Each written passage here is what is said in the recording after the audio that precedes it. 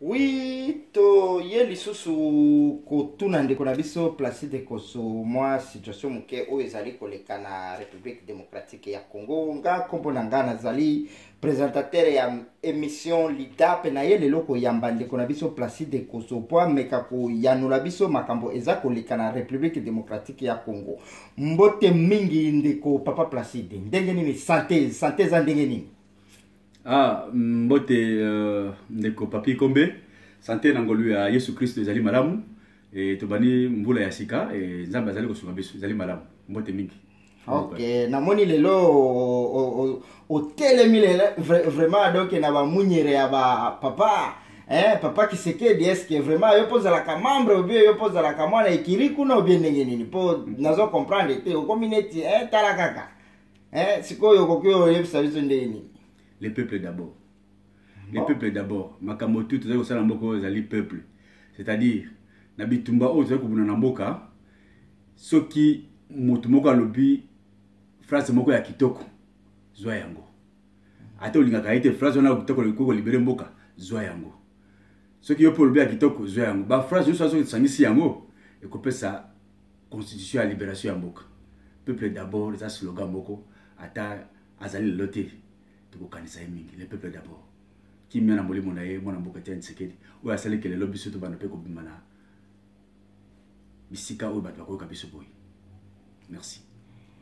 Oui, merci mingi. En tout cas, wane zalaki nano tolingito kota lisiko na mozindo ya makambo. Donc mwana mboka Placide Koso tozana ba information donc avant to bandaki ko landa makambo za ko leka na République démocratique ya Congo to landaki ba manifestation to landaki ba ville morte to landaki ba nini ba makambo nyoso wana esalaki rien. Lelo papa na biso Laurent Mosengo Pasinya apesi mwa ya nomoko kaka ya muketo moni Congo mobimba debout. Siko ba biloko wana Congo lelo obeta boye komi kaka médiocrité ozonga koto yo médiocrité siko ba opposant to bimisa yende leader ya opposition ou bien eza ndenge nini. Donc la problème wana tolingi to yo ka vraiment réaction ya leader pe lobi ndenge nini na kope wana. Merci. Médiocrité. Bon, merci le kola utikoloba comme on a placé le Koso nazali mokambi ya mouvement otobengi Lidap libération d'abord démocratie après tozali na ba trois dimensions na mouvement na biso dimension spirituelle dimension politique et dimension sociale dimension spirituelle tolobi été le koyo tozali kusana si ya mokili oyo soki nzamba zalité ça ne peut pas marcher. Voilà pourquoi on a conçu un aspect spirituel pour na kopesa mateya ya libération selon dimension il y a volonté en Zambie que libération il y a une notion moko spirituelle et que le premier grand libérateur Jésus Christ est moko. Si plan politique d'abord c'est la libération la démocratie après c'est-à-dire on ne peut pas parler de la démocratie aussi longtemps que mboka zana mboka ya bapaya. Il faut tout libérer d'abord mboka to sikola mboka ndeto ko yo ba démocratie sima to ko yo démocratie sima. Et si quoi aspect social c'est tout ça l'unité tant que na bitumba wana tout soigner battu sur la victime il y a libération parce que biso za na mboka te mais tout na battu na mboka tu vas pesa ba moto bana kosunga bango pe na ba place ba kosuka tu vas pesa biso contribution. Voilà un peu aspect général, idée générale, philosophie na biso na kati ya Lidap. Maintenant oyo lobi na cardinal Mosengo bon ezali aspect spirituel la Bible lobi ceux qui moto okoki omeki okokite li pesa na Nzambe azali musali ya Nzambe. C'est-à-dire tant que les politiciens balobi zo simbate il faut ba sali ya Nzambe ba consoler bato.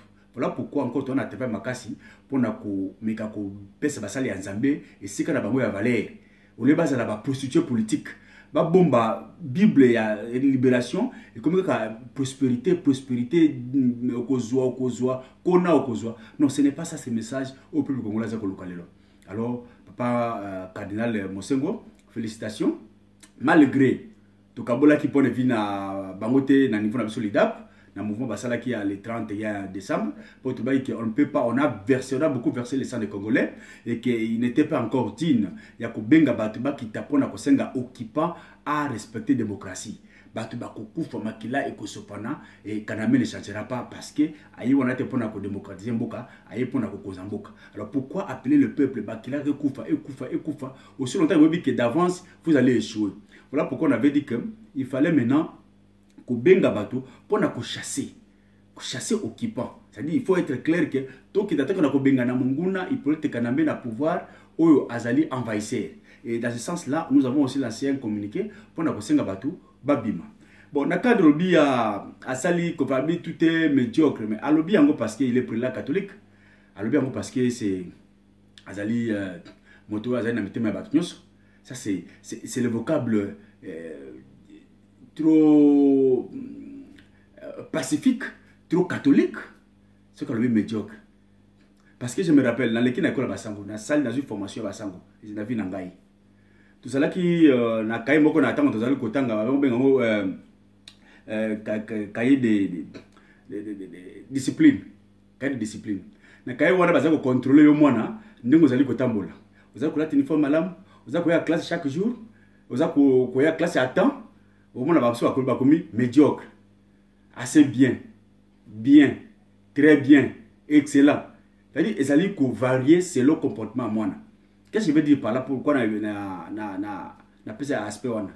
C'est-à-dire médiocrité zali élément ya suka oyo ya mabe ya moto, mais ça donne à la personne la possibilité, la chance ya ko changer. C'est-à-dire un enfant qui était médiocre aujourd'hui peut demain après-demain a comme assez bien, a comme bien, très bien, et pas qu'on va bada qui na médiocrité, il a comme excellent. Vous comprenez? Oh, là c'est une erreur. Au niveau académique, vraiment, moi je crois que le terme est allé normal. Même ceux qui ont bougé, mais ce n'est pas le terme approprié. Bah, homme politique à Congo, bah, médiocrité.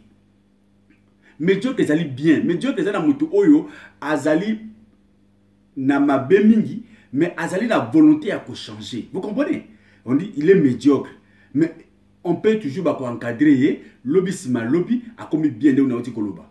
Oh, ce n'est pas le cas au Congo. Cardinal, papa cardinal. Ce n'est pas le cas au Congo. Les politiciens congolais ne sont pas médiocres, mais Bazali plutôt, les politiciens congolais sont pourris. Vous comprenez? Et Bazali pourri, Bazali médiocrité. Médiocre on peut changer, mais pourri quelque chose qui est déjà pourri, bilan a été poli et changer nature. Vous comprenez? Et là ce qui est poli, changer goût et changer nature. Ce qu'on lit yango et qu'on peut savoir malade au kufa. Donc ata chauffer ou réchauffer yango biloko e poli et zangi nature nango ya kitoko. Donc ba politiciens congolais bazali ba pourri. Oh, c'est la pourriture. Vous comprenez? Ce qui fait que chance na bango a changer mes alités. Bako changer té. Bazali médiocre té mais bazali pourri. Voilà le vrai terme que Cardinal Fela a bimisa pour les politiciens congolais. C'est une classe politique pourrie, non médiocre. Parce qu'ils ne changeront pas. Moutoloko là par exemple, Lambert Mende. Toujours dans le cas Moutouana. Ngana banga kaye. Na banga kaye mingi na mona kaye c'est oyo ezali elilingi ya Satan moko alati nzoto ya moto bezaka moto pesa za makolomi na iboyi. Pour papa ajwana a kusaka sa transition c'est-à-dire un type impossible na banga kaye. Moutouko Lambert Mende. Est-ce que vous croyez que Moutouana a changé le lobby? Surtout l'histoire naïe. Et ça a changé. Quelqu'un qui est né dans les mensonges. Le Kouta est pas naïs à la cassante dans le Koloba. N'a pas combine politique. Les lois azalées, tout ça. Bon, Kolim Sanga, to Kimi Sayembangu na IDPS na tango na épée à son âme. Na le fait, l'été de l'Équateur, Tanga Bongo. Hein? Je me rappelle encore quand moi, le ministre de l'Agriculture a dit ce qu'il s'aime trop à l'époque. Lambert Meto Landa Mbangu na IDPS et ça qui terrible parce que na moi et pas de ce qu'il na boutu pas Mobutu c'était terrible un espion. Ah mais ça n'a vu on a depuis quand mais c'est comme ça peut changer. Nature né Angola il est pourri. C'est-à-dire même si demain après demain Mboka est bongi et ça na bato oyo ba ko kozonga sur vie politique était. Ba Lambert Mende ba Kike Mulumba. Et c'est Moutouko Kike Mulumba bien que professeur Atanga. Et ça c'est un messie. C'est une pourriture. C'est une pourriture de la classe politique congolaise. De bateau on a basali ba médiocrité. Médiocre c'est encore un bon terme. C'est un terme courtois. Alors bien on peut azali sango. Ils ne sont pas des médiocres, ils sont des pourris. Une classe politique pourrie. Donc ce qui fait que tant que le bazar médiocre. Non. Moi je préfère changer. Et à la classe politique pourrie. Voilà un peu pour ne pas beaucoup commenter, c'est ça. On lui doit beaucoup de respect parce que ça l'icône. Il y a Bongo, il y a École Nabiso. Il faut du respect, mais tellement des actes, tellement de propriété. C'est un peu dans ce sens-là. Oui, na zongi la susu na moi question moko ya mukeli susu na lingaki na tuna. Est-ce que to moni réalité à Congo na situation à Congo ça fait lelo 17 ans bato baza ko kufa, bato baza ko violer bango. Est-ce que cardinal Mosengo bandai komona mikolo nyoso te ayeko ka komona ngo lelo po abimisa ba médiocrité? Ou que bisa biso ni na contrôle. Bon, écoutez, c'est na koloba stratégie elle comme susu bokoza komona na bokonane a moni boy non. Combat est wuti musika. Hein? À Canada, par le phrase moka lobby, on ne peut pas tromper tout un peuple. Attends, au si peuple, beaucoup ça va tout sauter. Hein? Ça dit quoi? Chaque chose a son temps. Nous tous avons la Bible, on a beaucoup d'Ecclésiaste, et là qu'on a là qu'on a temps on a un. Et ça attend monsieur qu'on observer, tant qu'on monsieur peut participer, au corriger. Et là qu'on a un go on a un. Tant qu'on monsieur peut agir. Ou agir. Donc ce qui est moi le lot. Mieux vaut tard que jamais. Mieux vaut tard que jamais. Donc, ce n'est pas trop tard à mon avis depuis qu'elle a. Non, c'est. Azali verrou la politique à Congo, à Ebi Makamami. Ceux qui les loza au moins au portal, à l'Obaké médiocre, c'est que quelque part. Et ça, c'était. Il politique à Nambé, Azali, le col en zété. Besoin au moins la casse en mais il faut commencer par déraciner. Pour qu'on se libère dans zété malam, il faut qu'on déracine, pas qu'on kata. Il politique quand même qu'on déraciner. On va les déraciner. Ok, oui, na toyoki yango vraiment ndenge opesi ozako yanola biso malamu vraiment en tout cas ba congolais ba sepeli mingi na ba intervention na yo. Bona sengi les sous nazara question mosusu na lingaki na tuna conseil nini okoki ko pesa na ba kambi ya église catholique na situation lelo tozako ezako kende na mboka na biso. Conseil nini vraiment lidata koki ko pesa ba kambi ya église catholique. Et pour bangonne ba yela biso ba 5 ba yela biso ba makambo kili ba bakisi nini lelo to komi na ba situation ba médiocrité conseil nini lelo ko kiko pesa bango. D'abord erreur ya liboso église catholique bazali ko sala po o bamso bazali ko teya na o bazali ko sala ezako lakisa moi déséquilibre moké. Hein? Est-ce que lelo ba to ba chrétien mokili ba ko sangana ensemble to senga nzambe alimisa lisi faire pour que mokili zo ngana kimia? Jamais. Pourquoi? Sur la liste faire, ils ont déjà scellé. Vous comprenez? Les alliés problème il y a biso batuté. Pour dire asa esprit, biso batuté ali dans autres. Ce qui la lutte entre les esprits, ils ont un niveau esprit, biso ya biso. On ne peut pas parler de liste faire al samba limbisaï. Ce n'est pas notre combat. Curieusement, l'Église catholique veut nous démontrer que on peut prier pour que liste faire a changé. La nature du bien est la nature réaliste ferté. Ils ont nature ya kadia pimbati. L'amour est la nature na été. Dès que les gens disent c'est le billet, Moussa na ayaki ko bomba, ko violer, ko détruire. Il ne va pas changer. C'est-à-dire, l'Église catholique veut nous démontrer que les politiciens congolais peuvent changer. Non, ce sont des monstres vivants. Baba to basi ba teka mituna bango baza sur na souci à peuple té. Tala moté c'est vraiment to bana mukili ya poto pa ya mondele. Ngana vandi premier ndé na ndako ngana vandi awa. Nako biso à 2 mètres na ministre. Hein? Premier ngai awa. À 2 mètres de chez moi, na vana ministre. Mokoye baté. Okoye baté. Je ne sais pas qui a ministre mais okoye baté. Mamsu ndako na kuteleki ayi. Vous comprenez? Mais tala na mboka na biso. Tala place par exemple général moko vandi ou bien ministre moko vandi. Tala voisin na yi. Hein? C'est le paradis l'enfer. Kouré a lité un groupe Zali toute la nuit. Et à ça, mon président, $100. Mais quel pays? Bah, tout le monde va changer. Comment aux alliés ministres, aux alliés députés, mais Mouniga n'a pas moto. Oh, Azali peut Congo, le Kolayo, à ça, la misère, moko, ça ne va pas, mais yo, Zali, Kotambola, n'a mis tout comme minene, oh, ils appellent la salaire, n'a yoté, n'a moko, moko, déséquilibre, on a. Vous voyez pas que nous avons affaire à des démons? Alors, comment vous voulez demander à un démon à accepter à comme un démocrate? Ça, c'est une grande église catholique. Oh, bazo sala, bazo kolinga, kokindaka ba bloco dans les 30, ba encore à Saint-Sylvestre.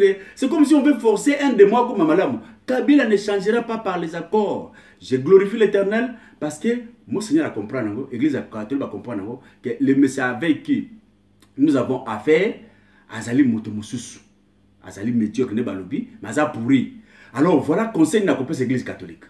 Parce que l'église catholique, c'est l'espoir d'un peuple. Le peuple congolais espère l'église catholique. Parce que la politicien, pardon, décevoir mingi.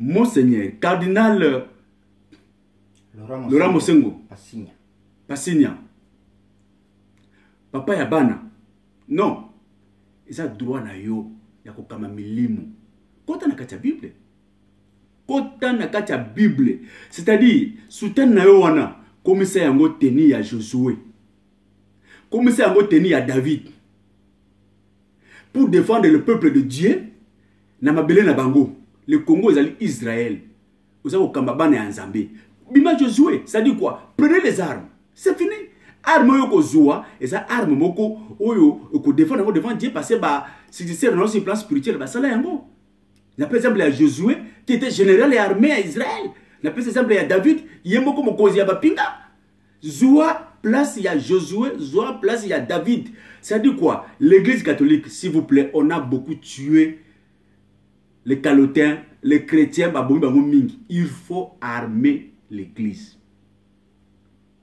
c'est fini déclarer la guerre sainte na RDC que voilà le Congo fait face à une occupation et ma belle a dit que agresseur je déclare na église une guerre sainte c'est-à-dire il faut libérer le pays tous les chrétiens armez-vous armez l'église c'est tout il n'y a pas non sont les alités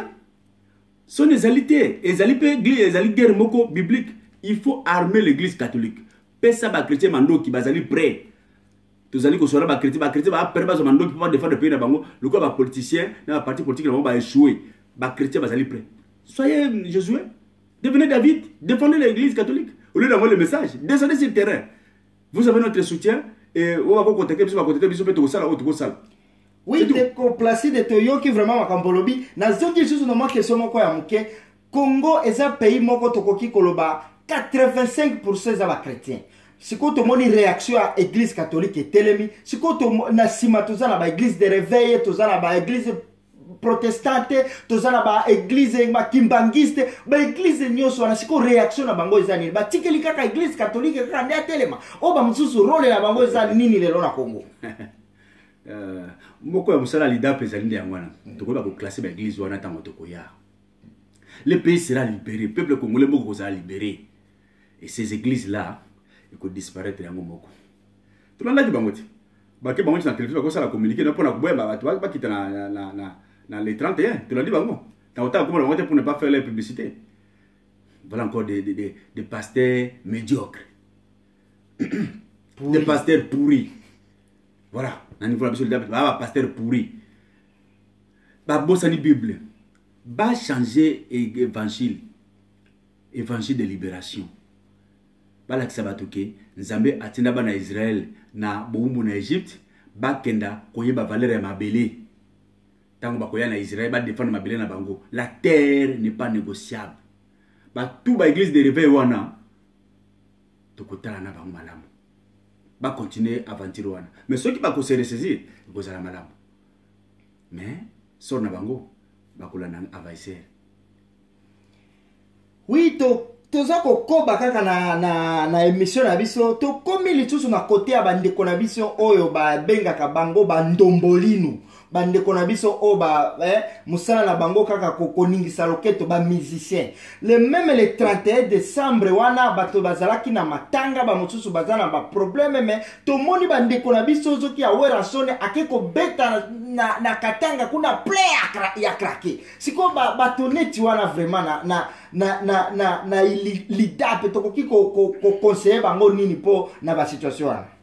Les gens qui sont beaucoup dans le passe mingi maintenant qu'on préfère tout ça une mission spéciale pour na ba musicien maintenant qu'on répond moi muke pour na temps peu singai ça passe parce que na kati ya musicien congolais na ça comme bato bazala mitu salaka quand je vois mon frère Félix Wazé quoi azali tout munene to yeba naye ça dit ceux qui a eu chance pour l'émission à quoi banani placer ko ça sali hein c'est na c'est plakana mingi peut comme to mi comme la mingi.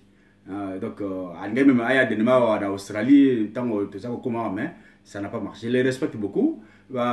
Kofi, tant on a écouté l'émission Marole Mikolo, azali Kofi nga combattant, tanga à classe, mais ça m'a parce que il faut pas déjà pourquoi bazali ko reprocher bango na combattant, pourquoi bakati ba musique na bango. Mais apparemment bazali ko ba place na bango te. Les musiciens bazali ba leader. C'est-à-dire bazali ko la ba pasteur, bazali ko la ba homme politique, bazali ba leader. Ngai na université de Kinshasa tant on a qui moko ba étudiant j'étais maire général na bana ko na homme 10 na butu mo bayi ko la musangai mère la muka mais qu'est-ce que bitumba na se bitumba nini ba étudiant balé bazali ko buna moko azalaki président ya fan club Werason monsieur président fan club JB baza ko buna un économiste avec monsieur azalaki na relation internationale bitumba les étudiants na benga na chambre na badi ko lakisa bango boza ko buna pona Werason na JB na kati université. Je vais toujours montrer que voilà comment bazali ba leader d'opinion capable d'influencer même milliers universitaires, milliers d'intellectuels ou bazali ko raisonner. Baza na poids mingi. Il peut arriver que mutum susu boye pour voter la biga Werason na lobby nini. JB a lobby nini. O ya lobby ngana ko voter. Parce que ceux qui y a voté X tant ils ont comme le pouvoir, même ça on peut ça mbongo, mais on met le kozala malamu, bisto kozala bien. On peut voter qu'à prendre influence. Mais il prend la parole na bangote. Pour pas monsieur ça non, où est le mal ceux qui n'a préféré na voter mutu moko boeza soit na soit politique. Mais non, vous n'êtes pas les citoyens libres. Vous êtes les leaders d'opinion pardon. Combien de gens ont ba influence qui na élection pour ba ko yembela politique kanambi. Mais beaucoup yembela un agresseur et c'est vous ignorez que Kanambe est rwandais. Ba to combien ba yeko voter Kanambe pour na bino. Et la moindre chose c'est quoi? Mais à culpa. Vous avez pardon. Mais pardon, le quoi vous allez ba l'idée d'opinion quoi. Il faut corriger là où il est erreur. Mouzé a commis président. Kabila. Nous surtout bokei, bofandi, boyembeli, franc congolais. N'allez moi ami. Hein? Franc congolais. Ba Werason ba yembi wana muta na parti na yembaki. Biso to mesa na kimia na Congo na biso. Bitume uti musika. Ba kolonga te. To sima mandoki yeye. To benga na munguna. Est-ce que Kabila oya saka kibino bo benga na munguna akufi nani aboma ye? Est-ce que vous asile que munguna wana akima? Munguna oyo bino ba musicien boyembaki bolobi bo sima mandoki to benga na munguna akolonga te. Po biso to besana kimia na Congo na biso. Est-ce que munguna wana akima? Mais munguna ni yero nda zo dirige bino na bokati. Mais quand les bino lelo pe okumi ko sala munguna wana. Vous voyez pas que c'est la contradiction? Munguna oyo bino boyembaki lo ba pesa bino mandoki bo benga na ye, ye azu pouvoir abomi mutu atina bino boyembela ye, lelo pe okumi ko sambela ko yembela ye. Voilà comment vous perdez même les bons sens. Ça c'est un premier aspect. Deuxième aspect. Le groupe vous allez bailler misem. Non, c'est facile. Bon ça va bon. Félix va dire comme tout ne sala kamalam. Au sala album moko que demande le peuple. Mais sala album monsieur ndemona que demande le peuple. Kabila dégage. Sala album que demande le peuple. Hippolyte Kanambe dégage. Boyo kanaliso bino yeso amense monsieur bosala émission bosala nzemo moko munene avec comme titre la proposer biso bolingi. Mieux vaut tard que jamais. Titre album la bino, mieux vaut tard que jamais. Peuple de se ressaisir. To yembela ki mopaya, Hippolyte Kanambe. Nzoka nda azalaki Rwandais, agresseur. To moni boli misabiso, to sima mandoki to bumaye. Boyi manze mwandengo na ngai na lidap na kokenda kozala avocat na bino pa ba de diaspora mususu. To ko défendre bino bokozongela vie na bino normal ya koyemba. Mais boyemba d'abord, bo sala émission nzemo moko commun, une chanson commune. Titre mieux vaut tard que jamais. Peuple boli misabiso to yembelaki Hippolyte Kanambe zoka de Rwandais to yembaki te. To sima mandoki. Félix Ouzé quoi que demande le peuple. Le peuple demande Hippolyte Kanambe dégage. Boyemba nzembo wana, boyemba yango bosangana. To kolimisa bino. Mais au bozo sala wana, c'est encore bozo ko timwa suka libulu makas. Mais bonne chance hein. Boko na liboso mais je crois que tant que yamba msusu boko tika na lirwana. Eh ben, tu évites de beaucoup ça sera difficile parce que la musique est koufi, vipe que Silia.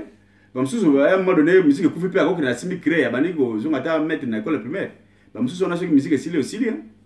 Mais bon, tu as un malin. Bon, il y a la population, bon, c'est la population, pardon, qui est politique, qui est rwandais. Tout quand on bosse, c'est Mandoki, tout benganaye. Tout colim sabino. C'est tout. Oui, to yoki vraiment makambolobi, to comme vraiment la souka na émission na biso. Est-ce que makambo ya suka oyo kokiko pesa makambo ya suka kokiko pesa pour la population congolaise azwa moi espoir azwa moi moral na futur et kokiko pesa bango nini ndeko. Bien merci. To continue en 2018 selon la réalité ya mboka bazako ba élection. Je vous dis faut pas espérer le comment élection na banamboka. Bo espérer le côté la preuve c'est que bomoni yango na cours ya logique o ngana bana ko linga mingi na université. syllogisme, parti mon raisonnement, syllogisme, lobby. Quand une prémisse est mauvaise, il ne faut pas s'attendre à une bonne conclusion. Les prémices sont mauvaises. Conclusion, vous avez il politique kanambe à kokenate. Il politique kanambe à respecter la constitution. Hein? Tout ça, les messieurs Koyamba, la prochaine fois, Sabino, n'engagez à sali moyen sikoyo pour que le joker n'ait pas zonga pour la référendum. Le joker n'ait pas moins de katumbi, moins soana. Pas que zonga laïe. Tout ça, les messieurs Koyamba lobby. Ba katebe katoto. Moins soana que zonga laïe pour que la référendum. Bon, il ne faut pas continuer dans l'élection. Le pays est la crise démocratique. Les premiers de la à dictature. Le pays est sous-occupé, les Rwandais nous occupent. C'est tout. Débarrassons-nous de ces Rwandais. Donc bon, ça m'a carabisu. L'élection ne peut pas être comme côté parce que Atal est là accueilli, Azui Jeannette accueilli, Azui Zoé accueilli, Azui Bizimakara accueilli, Azui Azarias accueilli. Ndega kamoko rien ne changera. Mbo côté na sous-occupation. Tout simba mandoki, tout simba arme branche de yango pour na libérer Monguna. On a année 2018. Mais là comme monsieur Zali, la libération, la révolution, et ça n'a pas été. On ne peut pas vous dire que les 31, non, la révolution est spontanée, mais ça se prépare. Vous avez presque tout le message où le single n'a peuple là se révolter. Pour ça cause la ligne. Modot donne Zali, binomoko population n'a pas ce Zali comme on. Mais l'idée Zali, bon bah ça n'a pas mingi. Pour se souscrire à la chaîne Abisso, pour quelqu'un a placé du Koso, pour se souscrire, pour que vous émission Abisso direct, na auto l'engagé pour Nabino, tu coupes Sabino, peut-tu relaxer Sabino, qu'est-ce qu'on veut pour le Congo, pour libérer beaucoup Abisso, Abisso mon mécanisme va passer Abisso, tu coupes Sabino pour Bolanda ou bien, Bolanda Abisso, site Nabisso Zali dans le travail, tu coupes publier au mois opportun, maintenant pour le moment pour se souscrire, bon voilà comme Abisso, pour que Abisso na email, beaucoup moins quand on a ya chaîne Abisso, email, les DAP de Congo @gmail.com ou comme biso et comme biso peut se répondre to se correspondre na bino na ndenge e ko sengela ba linga benga biso pe ba limina biso bozana ngwa kati ya site na biso ya chaîne na biso bo mona bo benga biso bo kananu o to belengeli pona bino bana ya Congo na kati ya lidap libération d'abord démocratie après na pesi bino bote mingi bisika bolande biso courage tu vas continuer tu vas makambo belé o to lengeli pona bino mais bolanda biso na momuke. Bonjour à toi, nous sommes à Pambola, merci.